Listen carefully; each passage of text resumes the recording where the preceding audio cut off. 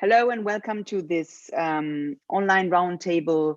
And thank you, I would say it immediately, to the ISPI, the European Commission, and the German Embassy in Rome for having organized this roundtable about a very important topic, the Recovery Fund, which is something that will also occupy the public life for the next years. So I think it would be the best, as we have also very important people joining us in this roundtable, to start immediately and to go in medias res, as the Latins used to say.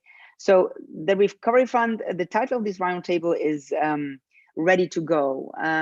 Only a few days ago, the battle on the Recovery Fund ended, and it ended positively. And the European Council could at least approve this package, which is the Next Generation EU, which contains the Recovery Fund and also the new balance sheet for the European Union in the 7 years. So this is a very, very important achievement for Europe, and I would start this roundtable with asking also, because we are at the end of a very important presidency, the German presidency, this last semester. So I would start maybe with the ambassador, Viktor Elbling, the German ambassador in Italy. I would ask him something that, of course, everyone asks himself in these times. Angela Merkel has said that the Recovery Fund and Next Generation EU are something that is for the pandemic. So sort of one-off big project, and that will accompany us in the next years, but then it has to be considered something exceptional. In the German government, there is another voice, a different voice, and also maybe in the German debate, and I'm quoting Jürgen Habermas, a great philosopher. Jürgen Habermas defined the Recovery Fund as the greatest step in the European integration after Maastricht. So I would say, and Olaf Scholz said also, this is a great important step in a further integration. So we see two different philosophies also in Germany, but I think also in Europe, no, between what the Dutch may think about the Recovery Fund or the Italians. How would you interpret this Recovery Fund, Mr. Elbling? Well, thank you. Hello to everybody, and thank you, Tonia, for this question. I mean, there are many different voices in Germany and also in Europe about this and other topics. The government line is very clear. We have a response to the pandemic, and this is the most important probably achievement we've had together as European Union in this past months. I think the European Union has really shown that it's there where it's needed. We have had strong steps toward a stronger integration in some eminently important fields in face of the pandemic. If one looks at the health sector, for example, this is really something that wasn't there before, and where the demand of the citizens for more European Union and a strong response has really been met. So I think this is really very, very, very important. So at the moment, I would say the most important fact is we have been able all together, I'm not speaking about the German presidency, this is really an achievement of everybody. We've just tried to be a facilitator, as always do the presidencies. We have all achieved a response. The base is there. Now it's about us to make it an investment for the future, because as we all know, and here I would agree with those who say that this is an important step in European integration. We will borrow this money from markets. In reality, we are borrowing this money from the next generation, so of young people. So let's see how able we will be to do good investments in order for them to have, a competitive, modern, innovative, greener, more digital European Union. I think it's a huge step in that direction. I think that's where we stand now, and I think the rest are political discussions about the further future. But until now, the most important topic is what do we do from today until 2026 this will be the years of the deployment of this recovery fund or next generation EU capacity. And I have to say, I'm really happy that Europe has shown that it is there and it's able to react. I think this is the most important answer I would say we've been able to give at the moment. Thank you very much, Ambasciatore. And I would maybe ask now Katrien de Vries, who is with us. She's a political scientist of the Bocconi. I have two questions for her at the beginning. The first is, well, during this year, a sort of very strong coalition came out in Europe, and I'm asking you also as a Dutch professor, of course. We know that on the battlefield of the recovery fund, there were two European coalitions. One was the Frugals, and the other one was Visegrad, or at least half of it. So Poland and Hungary. So my first question is: this frugal countries who said that, who are very strong on saying that now that it is very important to, well, they went in July to the European Council saying we don't want any transfers and any, we want all in form of credits be given to the countries because we want our money back. Now this was, and they are also very attentive on this topic of the debt and on the fact that Europe is engaging himself in a battle against the pandemic, which is very much based on debt, no? And so do you think that in the next years the frugals will stay with us, is my first question. And the second question is, the frugals have insisted very much on a topic that was discussed and was very crucial also in the debate about the recovery fund, which was the point of the rule of law. Professor de Vries, are you satisfied with the agreement that was reached last week on this point? And does it satisfy also the Dutch? Because some compromises have been made, no? Yeah, so thank you very much for the invitation. I'm very honored to speak here today and of people who are working on the more diplomatic side. So I wanted to also give a little bit of a feedback, you know, maybe as a I have to say Dutch European, so I might not represent everything, every sentiment within the Netherlands, but also on some of the topics that you highlight. And you know, I spent the pandemic in Milan, and you know, with my neighbors, I had interesting discussions about the Dutch positions, which I tried to do my own diplomacy at the house door. But anyway. So I think it's a really important step. I would very much agree with the ambassador's remarks on this. And I think it's also very important in the time of, you know, the other next step that we might take this year, which is Brexit. And I think many in Brussels and also many researchers that study European integration over time saw kind of that as a silver lining, right? So at least now we had, in a pandemic period, we didn't have the obstructionist British to make it very difficult to come up with a solution. And in some ways, I think the speed of which we saw a recovery fund definitely has to do with the fact that the British were not there. But then coming to your question about the frugals, another kind of, you know, let's say divisions within Europe have also been laid bare in this particular recovery fund. So one where you have the both the negotiations and now in the ratification between the south and the north, and then Italy, you know, is clearly on one side, the Netherlands was kind of the position on the other side, and then Germany and France perhaps a little bit more in the middle, laid bare over indeed what you suggest. So the extent to which this should be really joint, you know, this should be the start of a joint fiscal policy and maybe of a joint shared debt, and how long that will take. So you know, solidarity issue between North and South. And then the East and West, and then I think particularly in the East, as you say, Hungary and Poland, about the rule of law. And I think it links to a more general observation about the integration process, which I think is also really important going forward, is that we've seen decades of integration and interconnectedness. However, the fates of member states have diverged quite tremendously.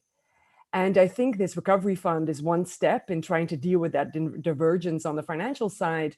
But we also see kind of value and democracy divergence, right? In the extent to which we thought that membership would lead to, deepening of democratic values and rule of law within Hungary and Poland. And today, for example, I don't know if it's caught everybody's attention, but the electoral reform and the gay rights acts that the Fidesz government has put forward have come into action. So there are a lot of things that will stick. And I agree with the ambassador, they're political, but they will give you a sense of what future negotiations will look like, right? So I think there is a legacy of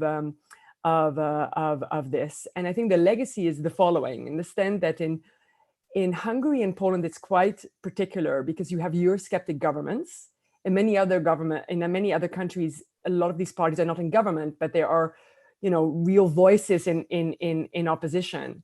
And then I think what you see is interesting, that a government like Mark Rutte in the Netherlands and a government like Giuseppe Conte's leading in Italy actually share something, even though they have very different positions. And that is razor-thin majorities, where they really need the support of other parties in parliament to get something through. So when you are in a negotiation in Brussels, you really have to show to especially the more kind of Eurosceptic right-wing fringe, that you are, taking the best out for Italy or taking the best out for the Netherlands, however that's being defined by these particular parties. And I think that's also left a legacy on what people expect from these type of negotiations. So actually the content of what a Eurosceptic wants in the Netherlands is very different than what a Eurosceptic wants in Italy, or when it comes to West and East. So Salvini, for example, the leader of Lega, or also Meloni, the leader of Fratelli Italia, were actually advocating more fiscal integration in Europe, right? That was kind of a lot of their positions. They wanted Eurobonds, whereas Geert Wilders highlighted the exact opposite, right? He did not want Rutte to come back with something as Eurobonds. So you see that it is definitely political. But I would also urge maybe to the ambassador, it's his duty to be diplomatic in these elements, but that these negotiations, there is also a content of this that will be difficult. We are in a situation in which one of the more obstructionist member states is left, but therefore other more let's say less deep or divisions have come to the fore. And I think that you saw it with Mark Rutte quite particularly because he's also facing re-election in March 2021, right? So very close. So he really needed to do something. Also, Giuseppe Conte's government is not a stable government always. So he also needed to bring home something. And these political dynamics, I think, will raise issues in the future. So I definitely agree that it's a very important step, but we're not there yet. And coming to your question, Tonia, I do think that you see that the public has learned from Brexit and is much more popular about the EU, and the EU and membership is much more popular than it has been in the past. But a lot of political entrepreneurs have really, their goal is to kind of weep up a lot of Eurosceptic sentiment for electoral gain domestically. And I think this issue, is it on East-West when it comes to Eurosceptic governments in Hungary and Poland, when it comes to fiscal solidarity between, let's say, the Netherlands, where you have strong right-wing populists, Italy, where you have strong right-wing populists, that will stay with us for quite a while. So it will really take, also from the Commission and from the Council President, is it Charles Michel, really a lot of diplomatic work to keep that coalition together on these two different dimensions. So yes, definitely a lot has been done this year, and significant steps have been made. But I also would like to urge us, to temper our optimism in the extent to which, how easy it's going to be to move this forward and to work into more permanent solutions.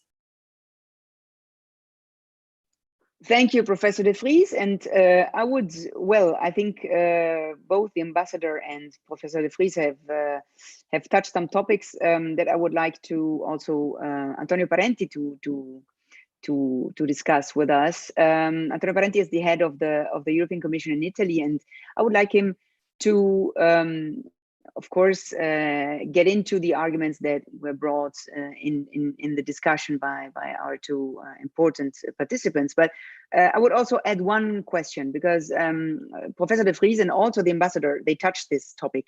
It is the topic of a sort of financial revolution that we're heading, and we're speaking not very often about this, but where will we take the money for the recovery fund. We will take the money with huge emissions of bonds. And I don't know how we will call them, maybe recovery bonds, but it's a big revolution also. If we look at the next years of how the euro will be, I mean, these emissions will be in euro, no? How the euro will be considered in the world, also compared with the dollar. And but also, I mean, it's a big step towards, and I ask him again what I asked the ambassador, towards a further integration, or must we fear that the coalitions that also Professor de Vries talked us about will impede this further integration?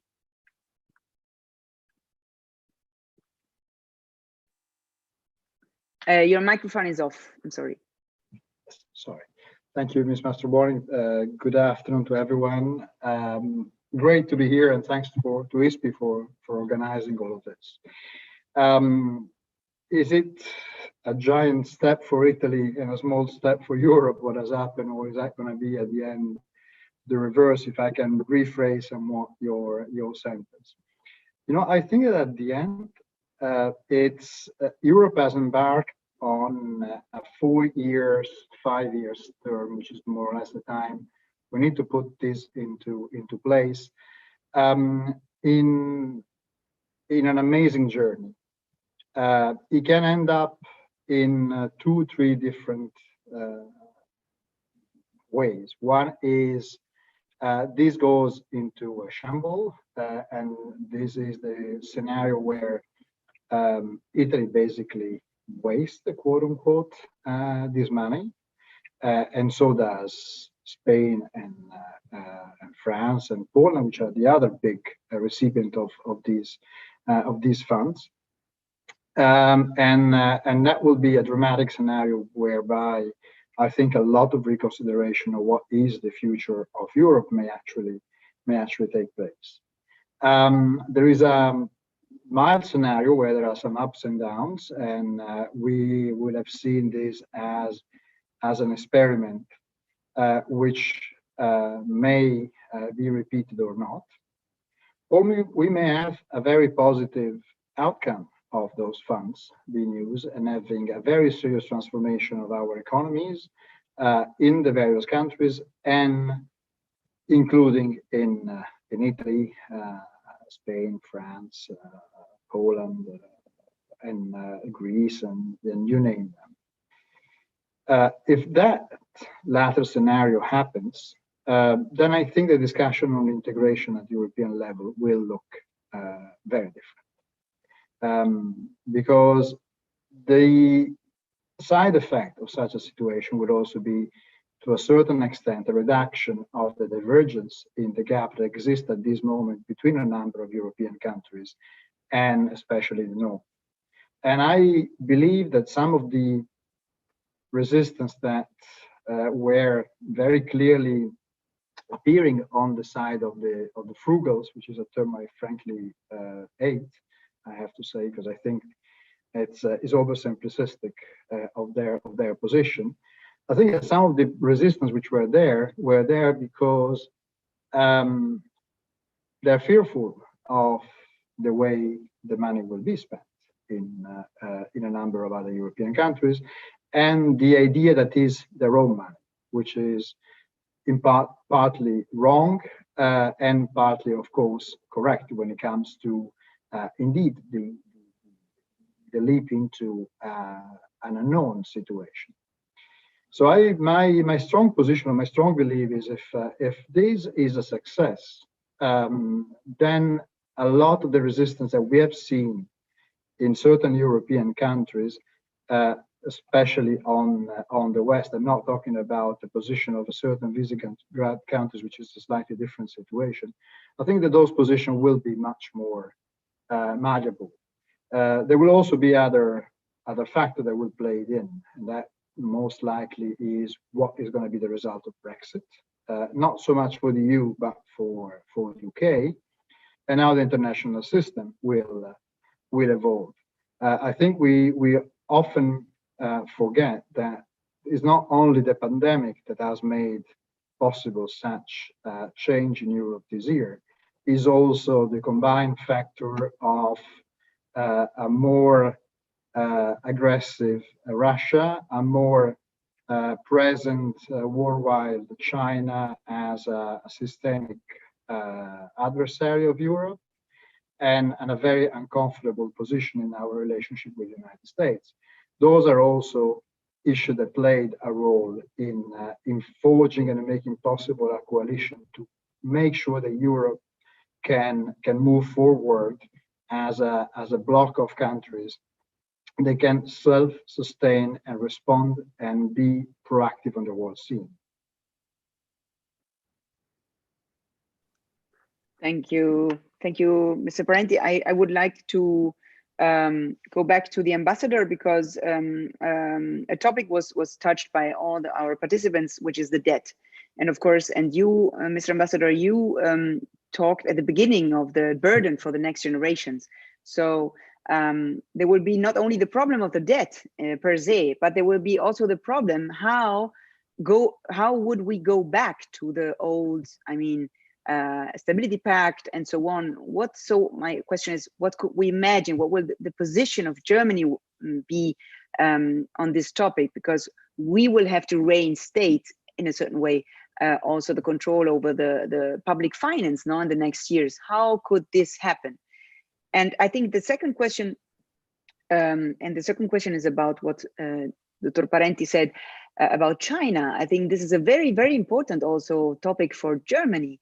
And for Angela Merkel, if I'm not wrong, she spoke about it during the last European Council, saying, pay attention, because China's economy has started again to go. So the gap will be bigger with the United States, with Europe. So let's pay attention to this. And we know also that at the last NATO meeting, there has been it has been discussed that China is becoming also a military threat, or at least something to talk about in a military sense when we talk about the future of the geopolitics of the world.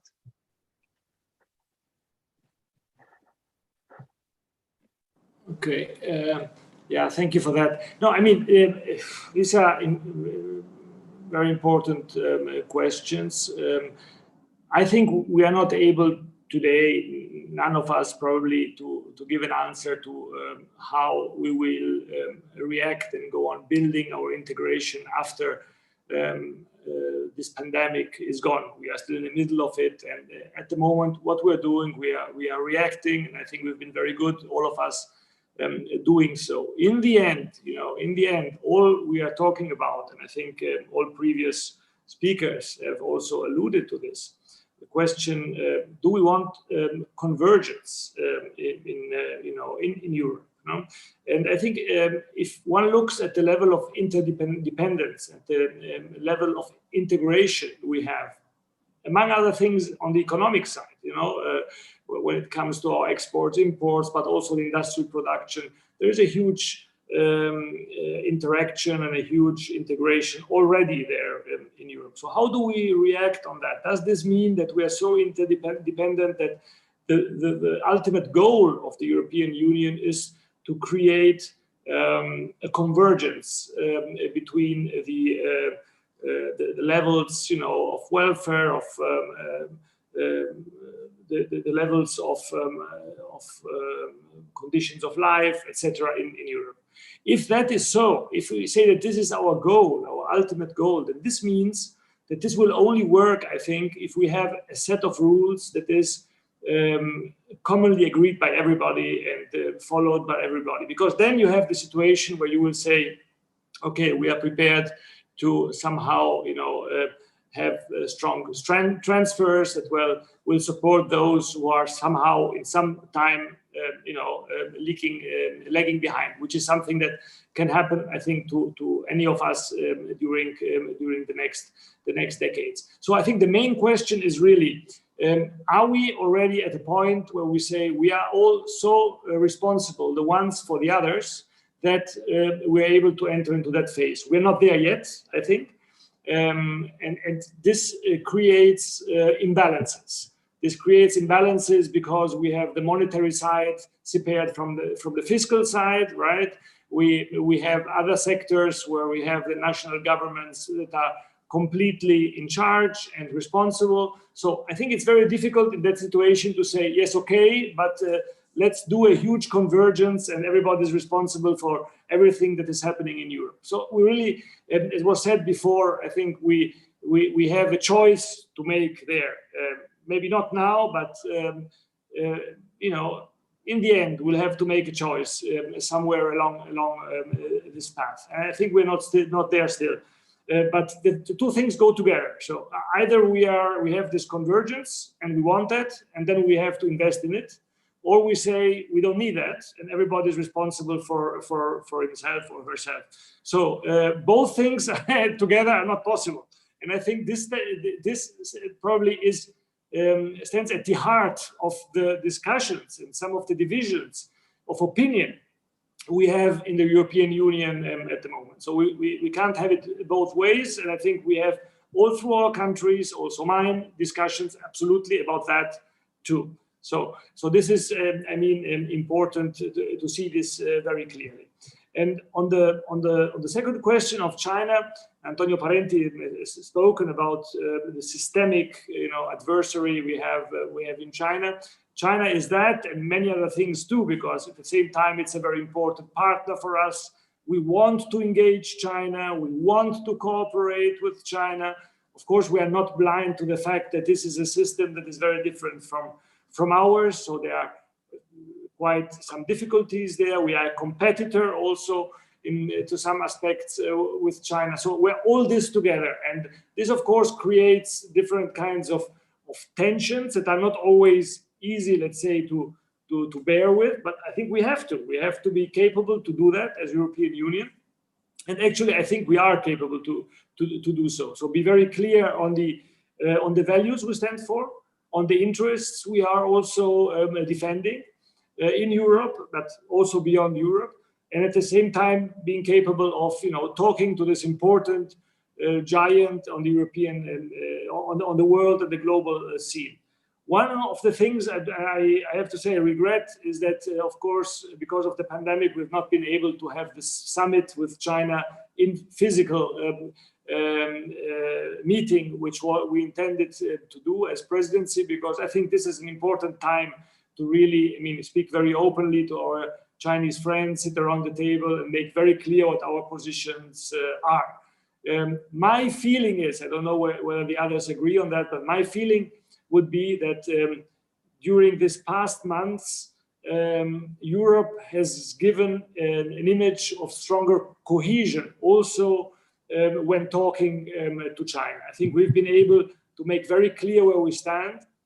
And if one looks at many topics, and I start from the Brexit negotiations probably and this one, but if you can look at other situations, I don't know, Turkey or Belarus or Russia, even the US, I think we are living in a time where I think fortunately, luckily, happily, the European Union is saying, okay, we need common positions.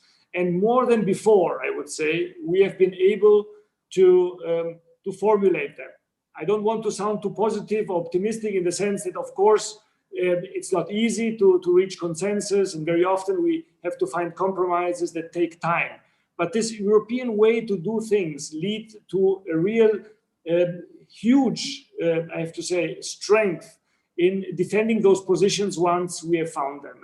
And again, look at the Brexit negotiations. I mean, probably a few years ago, nobody would have thought that the European Union would be so strong in keeping together the principles to the end of the negotiations as we have been. This is really something that is not talked about enough, in my opinion. And with China, I think it's the same. So a good step forward, I would say, also on that. And I repeat, this has nothing to do with the German presidency. This is something I think that has been developing through, as Antonio Parenti said, also the global development that is putting pressure on Europe. And of course, I mean, we integrate and have more cohesion when the pressure comes from the inside, the pandemic, or the outside. So this is the situation we have at the moment, I would say. Thank you, Ambassador. I would add also on the vaccines, Europe has shown that it can go together, and only one country, which is already almost outside of the EU, decided to go alone on this. So I think you're perfectly right. And maybe I would like to also, Catherine de Vries, comment on this European unity that has shown in this year particularly, and also on China, because in a certain sense, can we say that Europe has woken up after a long period in which China had been seen maybe with the two pink glasses, you know what I mean? And now all this talk about renationalization or re-Europeization of productions of essential sanitary production, or also all the discussion of the 5G. No, there has been also a great discussion on this for the first time. Do you think that Europe has woken up on China finally, and it has been sleeping for a too long time? So I think that Europe kind of, and I mean, it comes back to what the previous speakers have said, is that I think it is also, I think, maybe a very good thing of Europeans that we're not necessarily always the best in selling ourselves outside. But I think that Europeans have maybe woken up a little bit to their own strength, right? We're probably known to be a little bit less optimistic than I'm just making caricatures, right? Less optimistic about things than the Americans, and slightly a bit, schwermütig, what you would say in German. So a bit heavy in the way that we discuss things. And I think that Brexit has done a couple of these things. And I would agree very much with what was said before, that also, I think it was the strategy of the UK thinking that the EU would not be as united, right? The idea of that there would be asymmetric fallout of Brexit, and that would allow Britain to pit member states against each other, and that would be a possibility of getting a better deal or more favorable deal. And I think that both the Commission and EU institutions, as well as national capitals, have understood that actually having an emeritus member state on your shores is very crucial for the future. So people are going to benchmark the degree to which, Europe is a success against what happens in the United Kingdom. So it's really clear that happened. And I think I'm mentioning this because I think it really, it was a prerequisite. Maybe, we never know the counterfactual, right? What would have happened in the pandemic if Brexit wouldn't have been the case? But I think that many historians will look at this and say, well, that was a step that allowed Europe to also move faster, both on the negotiations, as I mentioned, but also about how the kind of added value of cooperation is seen. And I think with coming to your China question and the way that Europe deals with it, I think that many that more pragmatic approach to China has been the European stance. I think in the United States, actually, I would caution a little bit for the optimism how the Biden administration would deal with China. I think there is quite a concern within also my friends who work in foreign policy cycles in the US, that it's still a quite dogmatic approach towards China, and it's such a big power, as we talked about, that we have to find a way to fit it into this international world system. So the question is how we do it. But I think for the way that Europeans view this, I had a little bit of concern at the beginning of the pandemic that if the EU would not come together very quickly, that then you would see this, you saw it in Italy, for example, people thinking, oh, we're getting some PPE or ICU units coming out of China. Of course, that was, we had to pay, the Italians had to pay for that, but it was this, the kind of imagery, right? That China would come to the defense of the Italians. And I think that really switched very quickly when there was a recovery fund. And now it's more this idea about unity and then, developing our relationship vis-a-vis the United States and vis-a-vis China. And I think that like one thing will be really crucial about, what happens, as I said, in the Biden administration, the extent to which the Biden administration has mental bandwidth to be multilateral and to be in the international arena, because there's a lot of things that we'll have to deal with just as the Europeans at home. So I think that position is going to be key. And I think that one aspect of the Chinese relationships that are important moving forward is also the way we deal with tech and the way we, relate ourselves to the United States on that element. Is going to be much more difficult. That you already hear this because there's also economic considerations involved. But I think, I mean, the core message that what I want to say, I think that Brexit has played a crucial role in reminding Europeans of what the advantages of a single market are, what the advantages of being together are, what the advantage of cooperation are, with all the political difficulties that I mentioned earlier. And that also, I think, will allow Europeans to think about, well, we have these external forces, and how do we deal with these external forces? So in that way, Tony, to your question of have we woken up? Well, maybe because we're less focused on ourselves at the moment. We are settling some of these things and have to work through these now. You know, some more mental space and bandwidth has opened up to try to deal with, you know, what is our relationship, and the way, how does Europe position its unique kind of social welfare state model next to a kind of unbridled capitalism in the United States and a state-led capitalism in China, right? I mean, that's the kind of, if you look at it from a helicopter view, and how can we protect this kind of unique European model? And I have the feeling that Europeans are a bit more aware of that through the pandemic, what the advantages of that, of those things are, and maybe also more willing to articulate that and to think, you know, how should we then position ourselves internationally? But I do think that, you know, one of the big kind of question marks I still have is about, you know, what will be the relationship with the United States, and how fruitful and how smooth will those cooperations be? Much more smoothful probably than the previous administration, but nonetheless, there's some important things to think about. May I pose you a question as a follow-up? And I will pose the same question to the other participants, to Ambassador Elving and also to Mr. Parenti. You mentioned a very, very important step that the European Commission did this week, which is the Digital Market Act and the Digital Service Act. I think this is, I spoke with Francesca Bria before. She's one of the most wonderful women. We exported to the world. She's a big expert on digital democracy. She welcomed this act, and also the precedent acts that were already decided by the European Commission, by like the data protection, and other will come soon. So she said basically, we are giving ourselves a constitution, you know, a data constitution, a digital constitution, which is very important in a world in which we really, Europe is a sort of very weak element between two giants, of course, the big tech, the American big tech, but also the Chinese, who is developing with a lot of public money, artificial intelligence, microchips, and also big also technological companies. So do you agree with this view that this is a sort of, we're writing a constitution? And don't you think, because of course the Democratic Party is closer to Silicon Valley than the Republicans.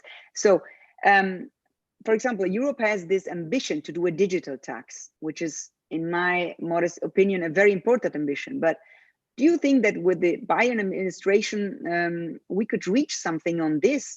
And also that with the Biden administration, which is closer to these companies, that we could have a good relationship after these constitution that we're giving, and which is also protecting Europe, no, and trying to ensure a European sovereignty, no, sovereignty on the digital market, but also on the protection of data. Was it to me specifically, or with Antonio? Yes, I would start with you, but yeah, I would maybe I think this is an interesting discourse for our audience. No, I mean, definitely, I think that is crucially important. I mean, I really hope that there will be a constructive relationship with the United States, because the level of technical innovation coming out of the United States, which, you know, is also remarkable, right?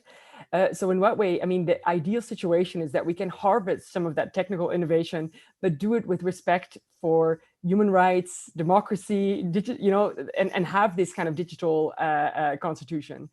I think the worry that I hear from some of my colleagues in the United States, that they are a bit worried about that particular element, that, and for the reasons that you've outlined, and that the United States would be less willing to do that. However, I also think it's very difficult to know, because I think the United States has to just find its balance after a very, very difficult 4 years of a very different administration, and will have to find its balance again. And I think in that administration, a lot of the potential threats to, for example, holding democratic elections, right?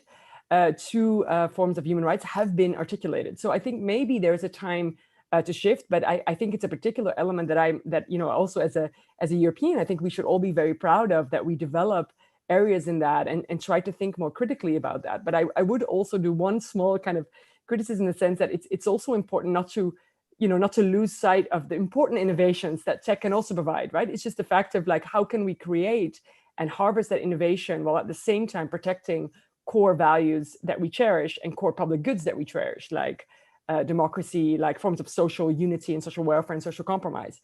And I think there it's definitely what happened this week is a huge step. And I think it's we can maybe be mildly optimistic that there will be more of a cooperation with the United States. Yeah, I would ask the same question to Mr. Parenti also, and also to Ambassador Eveling about this future relationship with America.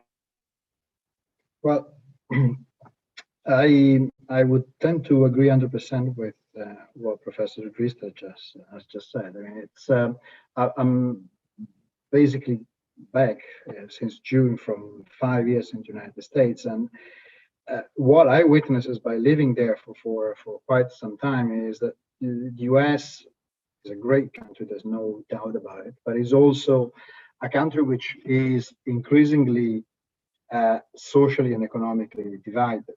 And to a certain extent, this is also the reflection of a growing power of certain corporations. So how they will, how the new Biden administration, which indeed start from a position of closer relationship to Silicon Valley, that certainly the Trump administration had for different reasons. How the Biden administration will look at some of the division that internet, the social media can create in the country, both from a moral, but also from an immoral, economic, immaterial, from material and immaterial, not more and more, material and immaterial elements are going to be very important in, I think, shaping their position at an international level. It's always difficult to predict, of course, how things will go. I think we will probably find a bit more of a traditional answer at the beginning, and therefore a wait and see, maybe difficult relationship in the OECDs, where we would like to find a compromise solution for this at the international level, and maybe a position which may evolve in the course of the year. But this is indeed one of the defining elements that we will have in the relationship with the new administration. But it will not be the only one. I think, and I hope that the American administration will take up on the proposal made by President von der Leyen just a couple of weeks ago to work on a tech alliance with the United States. It's not only about taxes, it's also about making sure that technology is useful for democracy and democratic rights around the world and in our society. So I hope that this discussion is not only seen through the prism of taxation of the GAFAs, as they're called, the big technological internet companies, but is also looked in terms of a strategic importance in between the two markets, which remain not only market but also the closest allies that exist in the world.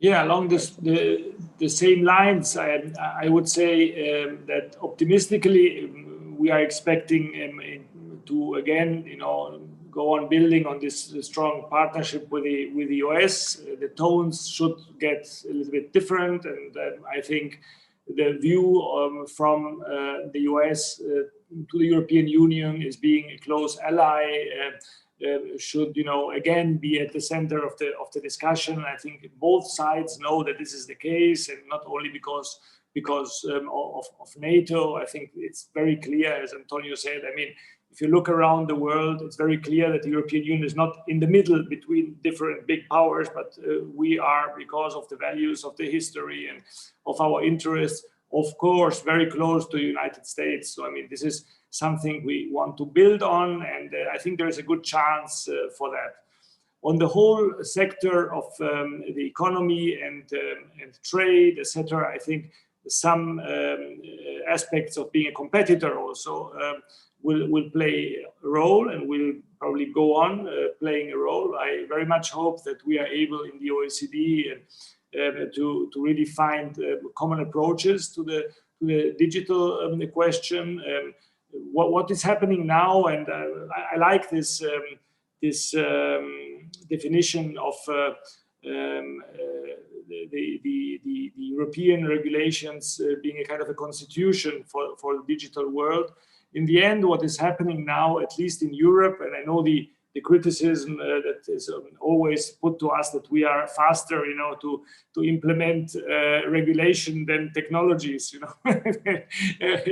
We regulate things even before we've invented them, right? But I mean, there is some truth probably to that too. But I mean, we are now in a different phase, I think, and we are entering in the phase where these technologies who have been in the end outside probably any kind of major regulation. This time is ending, and we are entering into a new phase, a new era. And as we all know, also in the US, there is a big discussion about, you know, the question of antitrust concerning digital companies. And I think in the end, it's the same with us too. What we are trying to do is just apply laws, rule of law, legislation, regulation, as we have in all other sectors, actually, also to this sector, which until now is less regulated or not regulated at all. And I have to say the European regulations, when it comes, for example, to the protection of privacy, have been a model until now for many countries in the world. And in that, we've really been very, very successful. So I would say I'm mildly optimistic on that. I'm not sure whether it will be easy in the short term to find common solutions with our partner immediately, but I think the road is very clearly marked, and I like this position of the Commission and of all of us to be quite firm on this and to say, listen, these are the rules by which we want this sector to have a level playing field and being fair, you know, and in our region. And it's good that this happens, actually. Yeah. Can I ask you a follow-up question? Because the digital taxes, for example, and it has to do also with the topic of our roundtable, is also crucial to recovery fund and to the balance sheet and so on. So until now, Germany had a little bit a more nuanced position about this, while Italy has given itself already a digital tax, France and Great Britain and so on. So, but maybe I noticed lately that that something is changing. So, do you think that also Germany could convene to agree a digital tax? And you know, I mean, it's very important when Germany agrees to something, because then the whole of Europe moves. Well, I think it's a discussion that's going on in our country too. I think at the moment we really try to underline this idea to find common solutions with the US. I think we will really try hard to do that together with our partners. But we all know the Commission is working also on this question. Actually, the European Council has given a clear mandate also to the Commission to work on this until half of next year. But in a parallel way, we are working also on in the OECD. So I would say this is really the main road for us. I don't envisage, you know, the Germans like taking own decisions on that before we have not gone through all the possibilities to find a common solution on a multilateral level. This is the way I see it.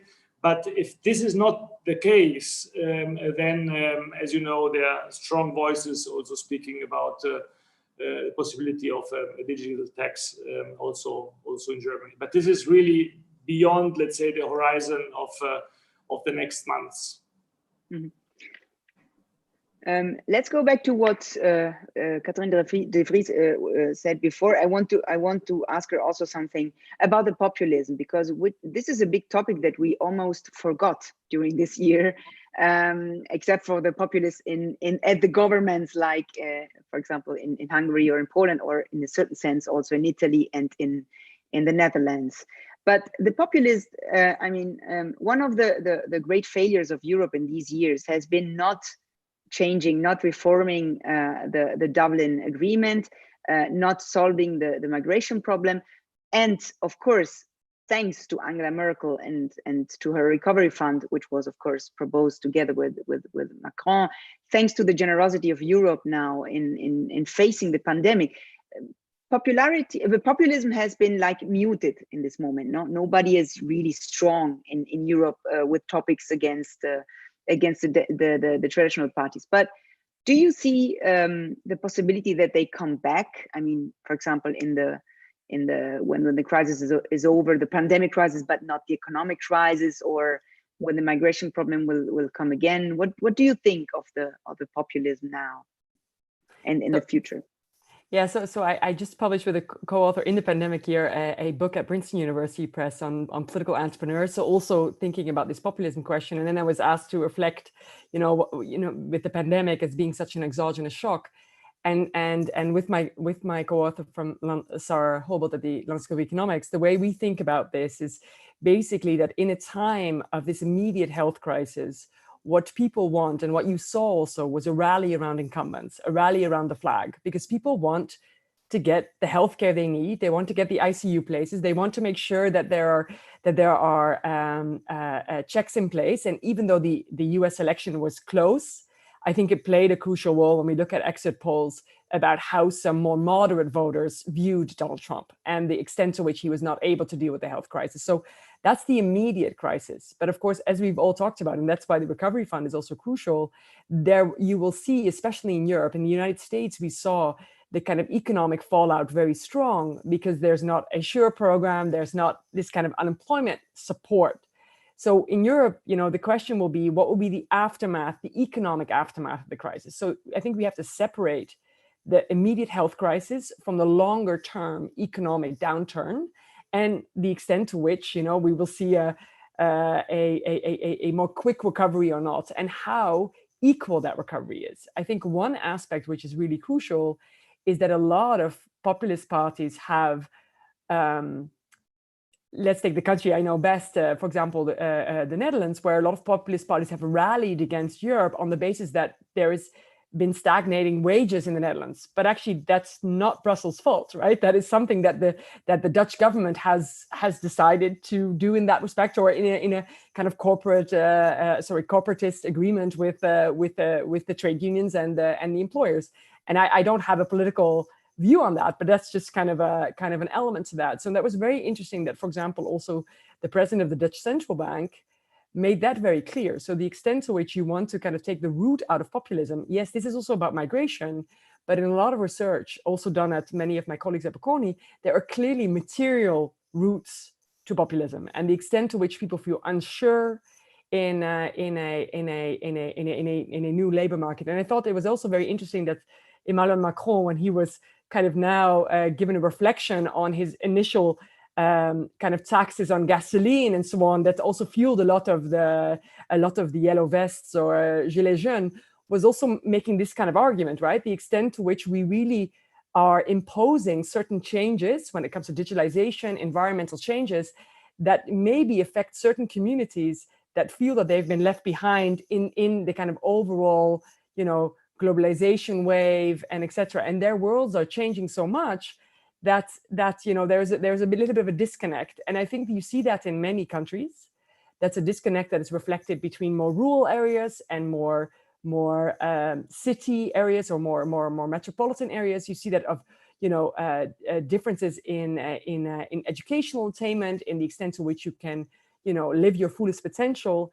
And I think that there's two concerns that I have, and that's one, that we know that there are real material origins, as I said, to kind of populism. So if the crisis hits certain communities deeply, I think we will see somewhat of a revival.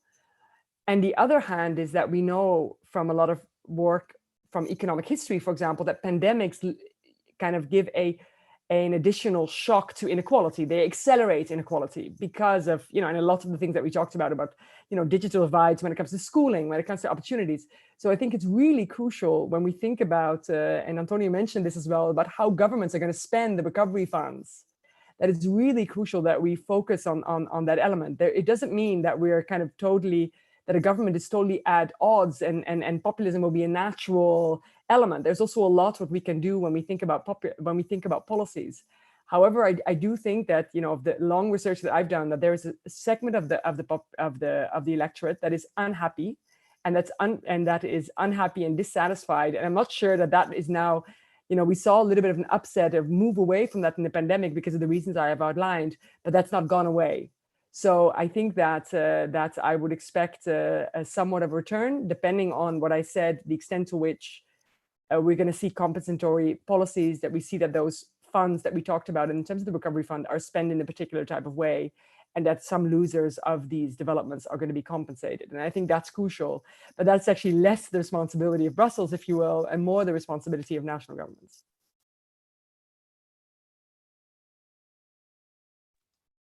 Thank you very much. I think we have 1 minute left for Mr.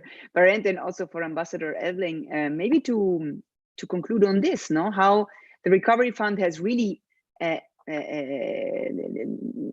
left many populists without words because of the generosity of Europe and of Germany, and what are there fears that in the future they could come back again, this populism, and in an economic crisis? Me or Victor? Yes, you start first. I'm sorry, Mr. Barent. It's okay.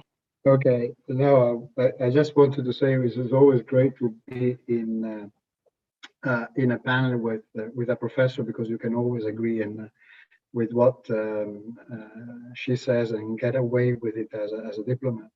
But this having said, and trying to respond to your answer, I think that Professor De Vries, in fact, is actually right. It will depend very much on how the crisis will spread out to the population once the pandemic is out, and what will be the responses to this crisis. I think there's always in difficult time, in difficult situation, a request or a willingness to look for easy answers, and these are often what the populists try to give. But sometimes when they have to face the hard reality of the government, then they try to change course. I mean, you can probably see part of this in what I think is the evolution of the five-star movement in Italy over the last 3 years, and especially since the pandemic has taken place, which has allowed this movement to be a bit more mainstream than it used to be 3 or 4 years ago. Would that spread out to other parts of Italy, or would that populist rhetoric exist or prevail in other parts of Europe? I think is a very difficult question to answer. The best antidote to that, in my opinion, is a very robust recovery in Italy and in Europe. Ambassador Elbling. I mean, very briefly, I think we have to take those sentiments very, very seriously. And what Catherine was saying about, the material aspects being one important basis for the development of populism is something we're really seeing around the world. And we have seen quite some societies, especially outside the European Union, but also in some cases inside, that are really divided, nearly 50-50, right? And about this important question. So the question of how we will able to manage that, I think, will be crucial, will be key for the future. I think we have an incredible chance at the moment, the chance of a lifetime, probably, for Europe, for all of us. and it's up to us whether we'll be able to create more convergence and growth for everybody or not. And I think the only way to reach that is by redefining what solidarity and what co-responsibility means. I mean, seeing this not as a one-way, road, solidarity for me, please, but solidarity really by everybody, for everybody. And for that, you need some kind of an understanding that we are, like a close family where everybody is responsible, the one for the other. But this goes only through the road of accepting the same rules for everybody. Like in a family, you have to say you're prepared to help, your brother who is not as successful as you are, but in some way you have to have a common understanding of how one should go forward. So I think this would be the crucial question also for approaching the issue of populism. But I'm all in all not pessimistic about that. Thanks. Thank you very much. Thank you. I want to thank you also, ISPI and the European Commission, and of course the Embassy in Rome, for this very important and very interesting panel. Thank you, Tonia. Thank you. Thank you. Thank you very much. Bye-bye. Bye.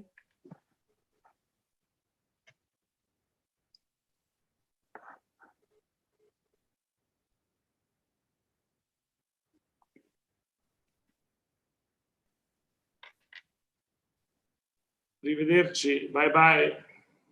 I leave you. Bye. Bye. Bye-bye. Thank you.